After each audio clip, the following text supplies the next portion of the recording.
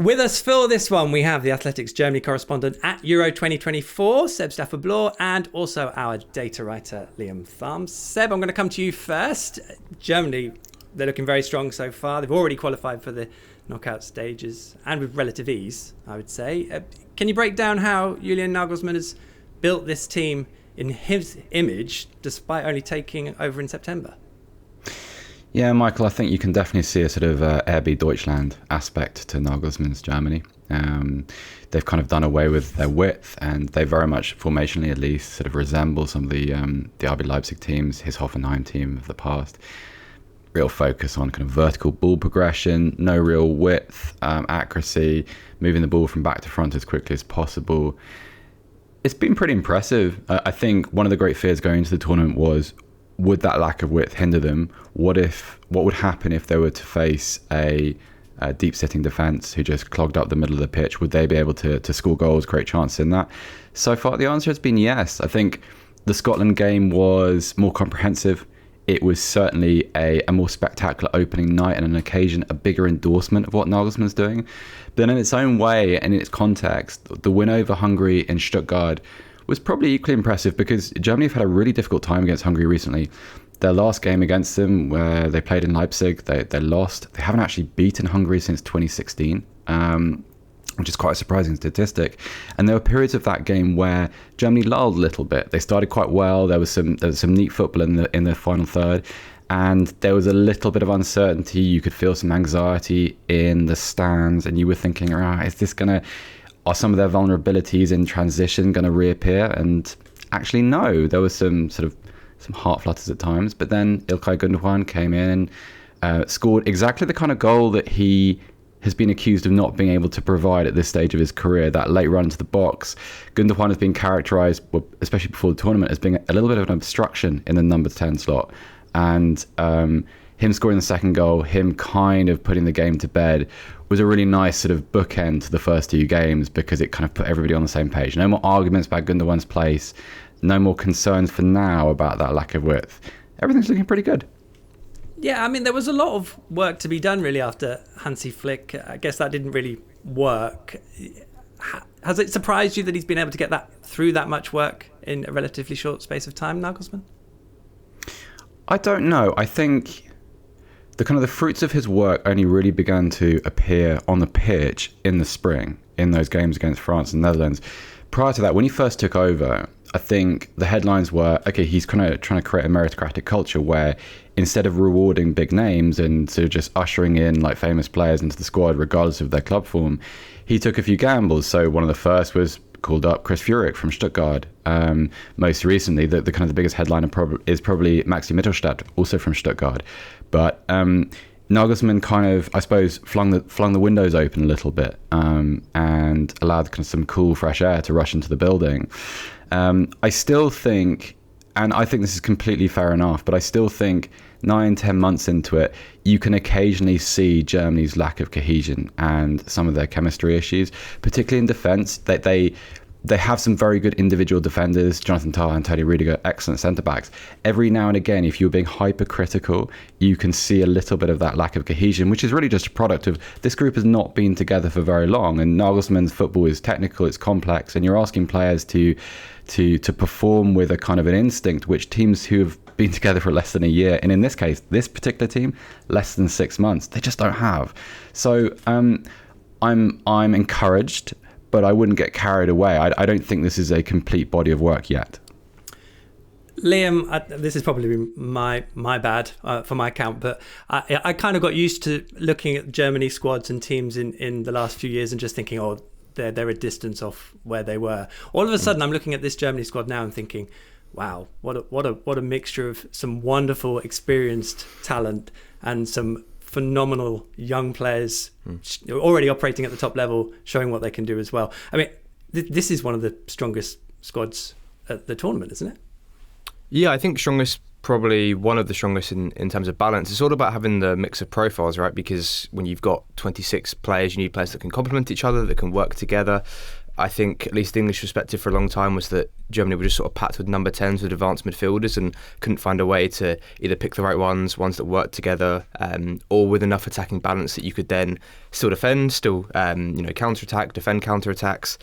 So I like the way that Nagelsmann's system we've seen now has become quite clear, quite structured. I think especially sort of the two centre-backs, how Kroos then will sort of rotate out to the left. Andrik plays on his own in the middle, and it gives a lot more freedom to the front four. But it's something that, he went through a few games when he first came in of trying different systems. There was Havertz as a wing-back at one point. There were different systems. Kimmich was in midfield, has played full-back. So I like the fact that he came in and tried a few different things. There was you can look at this one of two ways, of a benefit or a hindrance of not having a qualifying, to play obviously qualifying as hosts, but they did play some really good level teams in friendlies. So I think in possession, I really, really like them. And as you say, they've got some really talented players, but you've also got players in Musiala and Wirtz who have got limited major tournament experience. I mean, if it was harsh on Musiala because he actually looked really good at the World Cup, but players that haven't necessarily played at that level for too long. So yeah, putting them around a Kroos, a Gundogan, I think makes a lot of sense from not just a tactical perspective, but yeah, from sort of psychologically having those older heads around the young guys. Thank you for reminding me of Kai Havertz as a wing back there, Liam. Appreciate that. Seb, on Kroos specifically, I mean, he quit international football 3 years ago. It's Nagelsmann who's managed to convince him to come back for one final tournament. I wonder how hard a conversation that was, but also, I mean, he already looks pivotal. I mean, and he could play for however long he would choose to. Could play forever, Michael. That's how it looks. Player of that quality who has that much instinct, perfect touch, perfect vision of the field.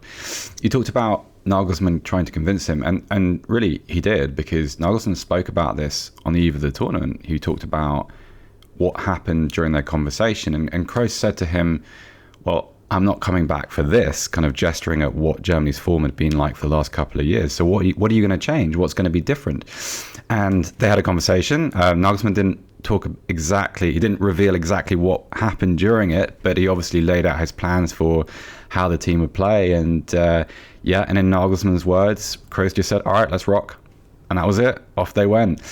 But it's been, I think, culturally really fun, because Toni Kroos is an icon, a wonderful, wonderful footballer, one of the best players of his generation.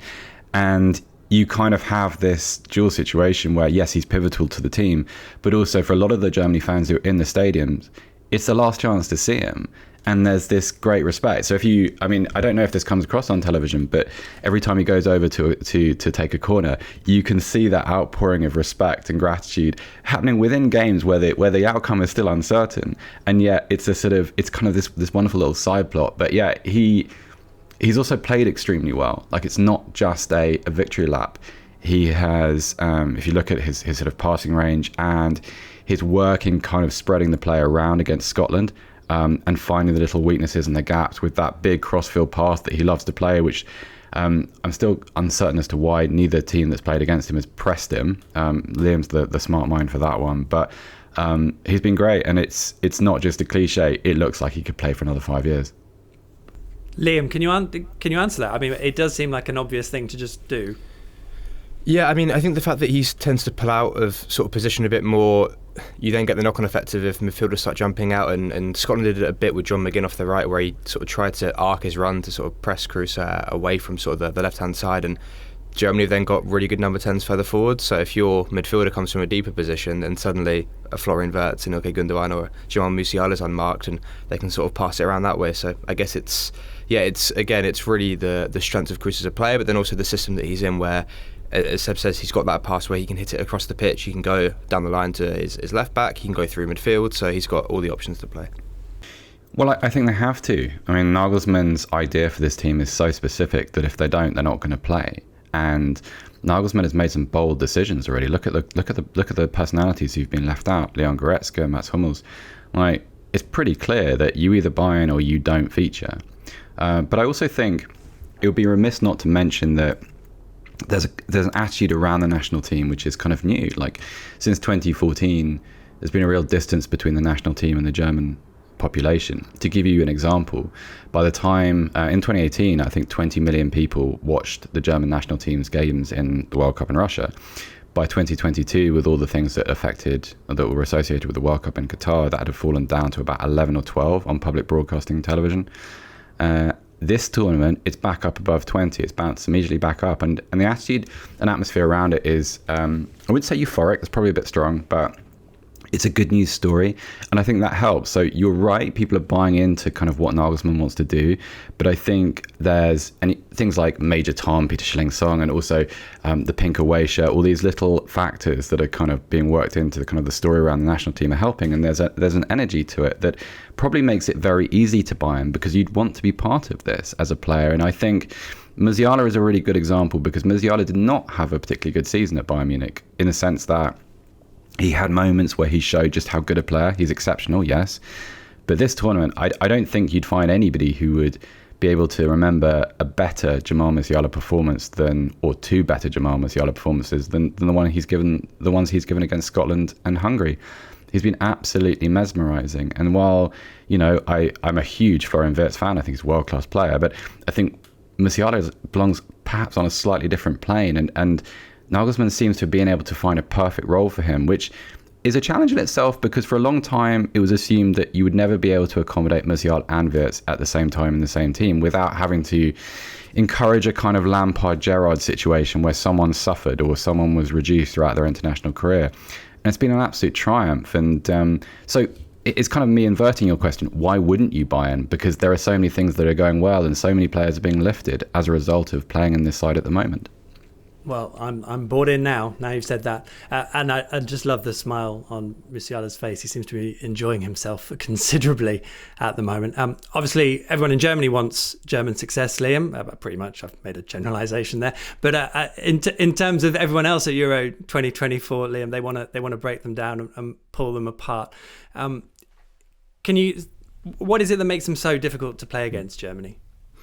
I mean, one, they're really good at keeping the ball, both as a team in the way that they sort of occupy spaces and their balance and their rotations, but also individually. You go through sort of specifically the core of the team as well, from the centre-backs, especially the two central midfielders, your 3-10s, and then Kai Havertz, who I think, I can't speak, Seb can speak better than me on the German perspective on him, but I think most English football fans regard him as very much a false nine, despite being 6 foot whatever, and also someone who actually scores quite a few headers, so he's viewed quite weirdly, but very much a defeat player.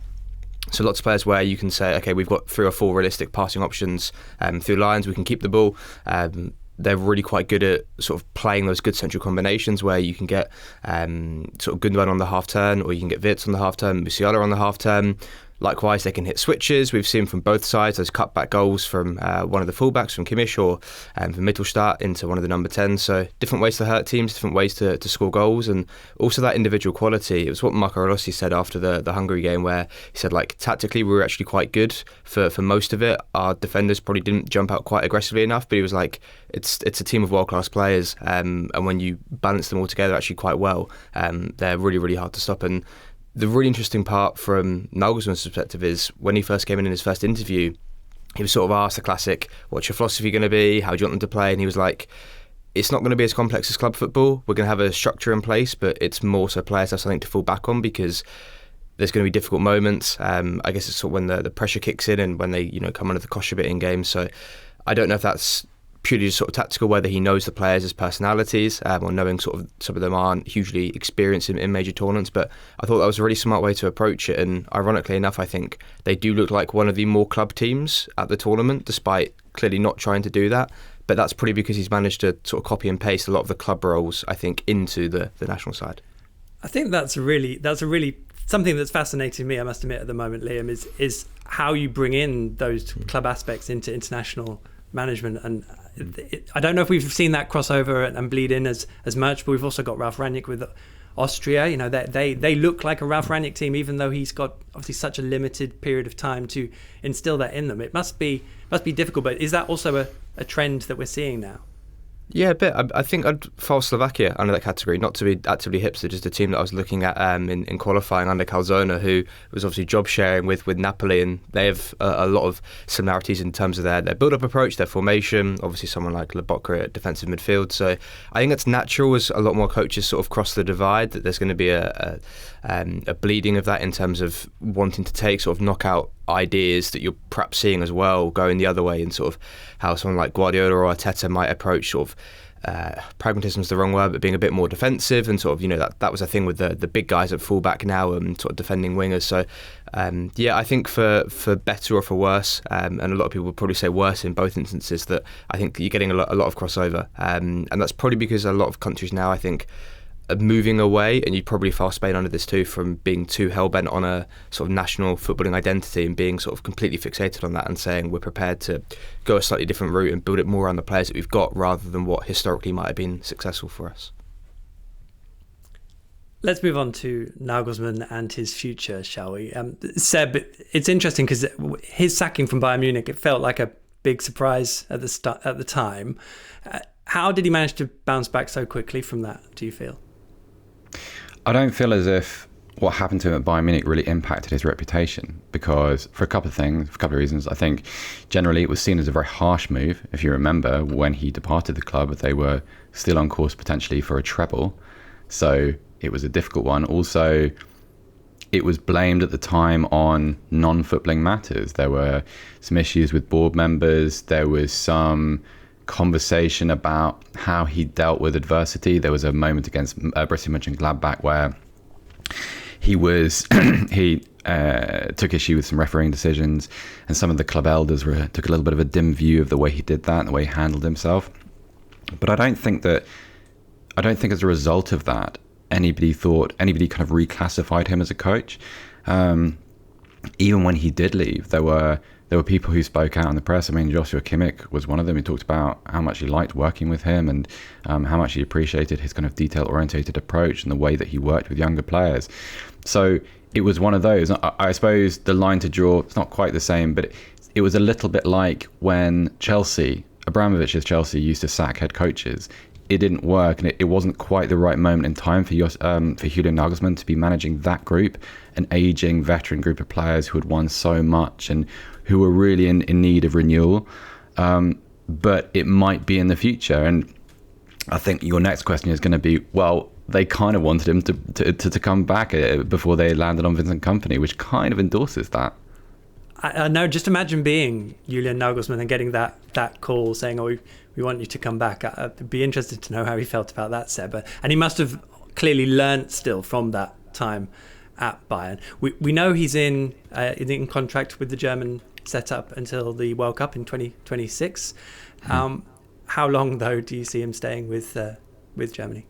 I think until 2026 at least. I think a couple of things. When Nagelsmann's chance to go back to, or let's put it this way, when the conversation around Nagelsmann potentially going back to Bayern Munich happened, there were a few driving factors. One was, at Bayern, it wasn't unanimous that was the right thing to do. There wasn't a kind of a consensus at board level that they wanted him back. It was a thing that was being encouraged by the technical department. The second thing was that I think Nagelsmann experienced the power of international football in spring. Like, he had kind of revived Germany with those wins against France and Netherlands, and he had seen this sort of movement around the team, and there are all sorts of social factors involved in that too. But I think that would be a very, very difficult thing to walk away from. And especially if you imagine Germany potentially getting to, I don't know, the semi-finals in this competition, and then having a 2-year preparatory cycle ahead of the World Cup in Mexico, Canada, and the United States, and having players of Wirtz's caliber, Musiala's caliber, Mittelstadt will still be young, Kimmich probably won't be there, is also a very good developing kind of late teenage German generation, which is going to be quite interesting as different players drop in, come up to sort of Bundesliga level. It's a good time to be managing Germany, and if he can be the guy that fixed Germany really after 10 years, that's a pretty substantial part of a legacy. That's a difficult thing to walk away from. And also, where are the attractive alternatives for someone like Nagelsmann at the moment? If you're to leave a national job of this standing, it would only be for a very select group of clubs. And those jobs at the moment, some of them aren't available, others aren't quite as attractive as they might be. He's in a great spot. But would probably go back to club football at some point? Yeah, I'd imagine so, because he's a young guy. He's still in his 30s. And also, I think, we didn't kind of answer this question, but I think there is still that question mark about what does Nagelsmann do at the very highest level of club football? Because at RB Leipzig, there was always this, okay, we can gaze upon their style and admire their development of young players, but as and when they don't win anything, it's kind of okay because they're playing in the Bundesliga and Bayern Munich are expected to win every year. Now, I feel what happened this season with Bayer Leverkusen changed that a little bit, but still, there's what happens when you're put in control of a Bayern Munich and you have the opportunity and the resources to go and win a Champions League potentially? That is still clearly a challenge that would attract someone like Nagelsmann. So yeah, of course, eventually that's going to happen. Liam, do you enjoy watching Nagelsmann's sides play? I can only imagine that if this goes well over the coming weeks, as it has started, that whether he's going to stay at Germany as he wants, he's going to get a lot of offers still. Meriting it on purely an international perspective, when you look at the difficulties other countries have had, not just at this tournament, but in previous tournaments as well. I think of France going into the World Cup, of dealing with injuries, dealing with sort of a style change and being adaptive, that he's put together very quickly, has found a style that works around the players that he's got. And I think in and out of possession, I'd say more out of possession in the opposition half in terms of pressing, an organised build-up. I think like Seb was saying earlier on, the one major critique I'd say sort of tactically is how they sort of defend counter-attacks, that because they play such a risky style in the opposition half, they play so short, they do risk sort of giving it away around the opposition box. You do risk Wirtz or Musiala, as excellent as they are, might 2 or 3 times a game make that turn and get pressed and get tackled, or try dribble and lose the ball. And then going the other way, when you do play with your fullbacks so high a lot of the time, because that's where your width comes from, suddenly you've got big spaces to defend in behind. So I think back to I think it was the Greece game in a friendly sort of pre-tournament where they really sort of got picked apart and played some bad passes. It wasn't the case of Nagelsmann's got his tactics wrong. I think they're one of the best teams so far at this tournament.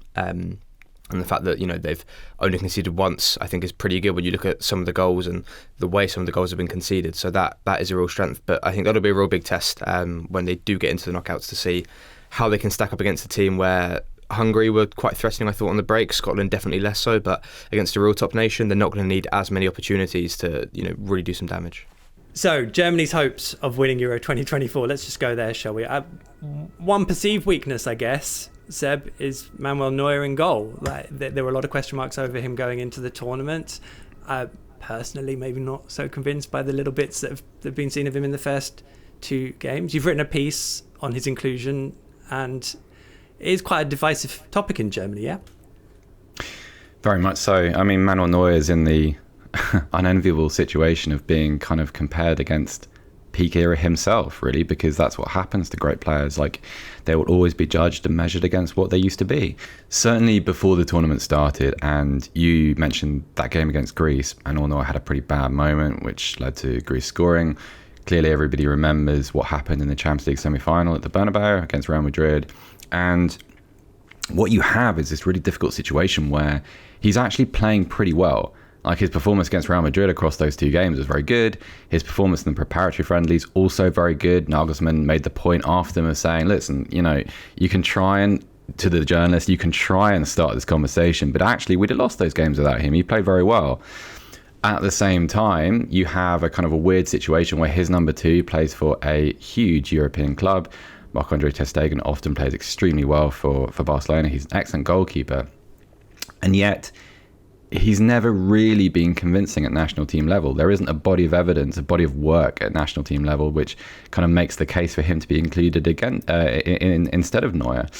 And so, as a result, he's under this incredible scrutiny where even moments which don't matter are kind of accumulate and are used as a sort of part of the case against him. So, against Hungary, he made an absolutely splendid save from Dominik Szoboszlai in the first half, where clawed a free kick out from the corner, reacted really well, kicked away the rebound, excellent bit of goalkeeping, vintage Neuer goalkeeping. It's kind of like what you see if you were to look at Manuel Neuer in the dictionary. That is the passage of play, right? Dominating, authoritative.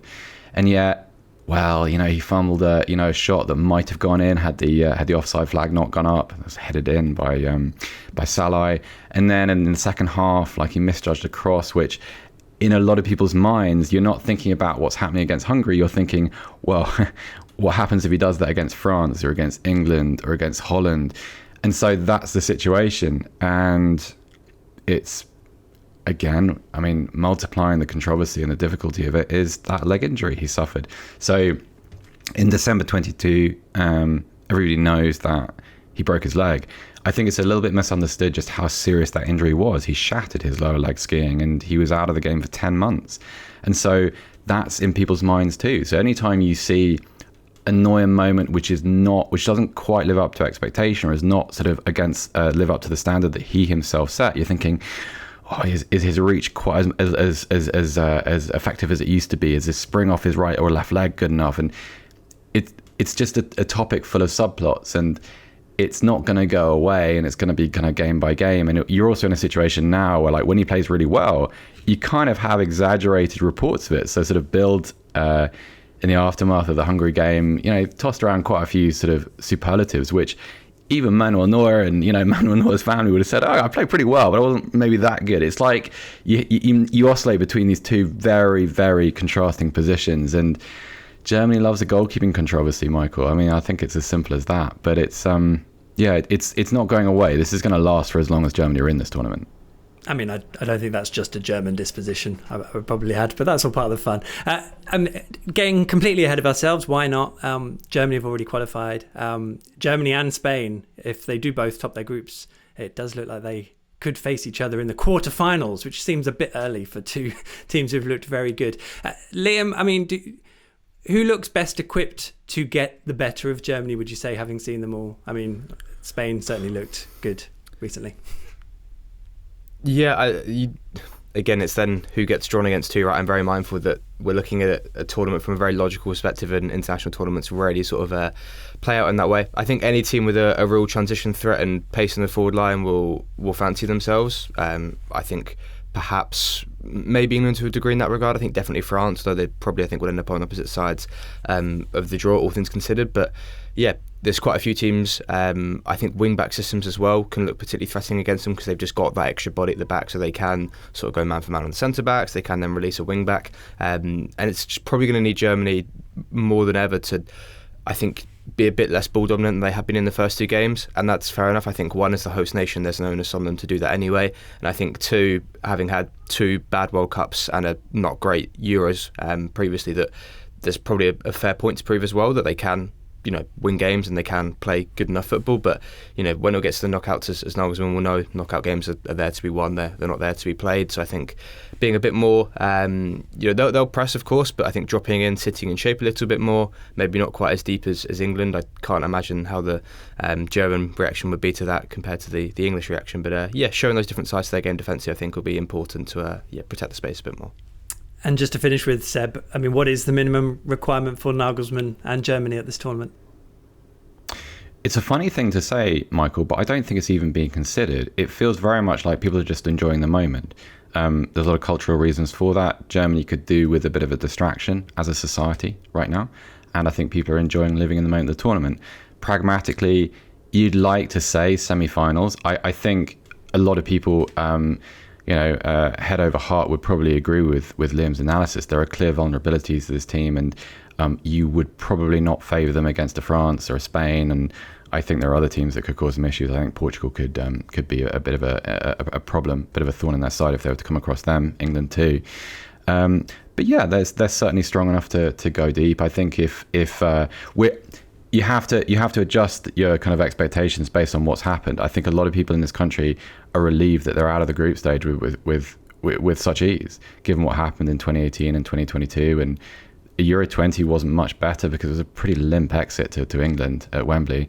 And so seeing a national team play with authority and play with power and with good news stories within it, like Musiala, I think for instance, at the moment, that's kind of all that people are thinking about, really. Thank you to Seb and to Liam and to all the production team. You can also go to the Totally Football podcast for reaction to all today's games at the Euros and our daily football briefing show for a bite-sized wrap-up in the morning. And we'll be back here on Monday for a deep dive into one of the day's biggest stories. Thanks for listening. If you want to watch more episodes of the show, please subscribe to the channel. We'll be joined by the likes of David Ornstein, Matt Slater, Adam Crafton, Carl Anker, and plenty more through the season. If you'd like to listen to the episodes in full in audio form, search The Athletic FC wherever you get your podcasts from.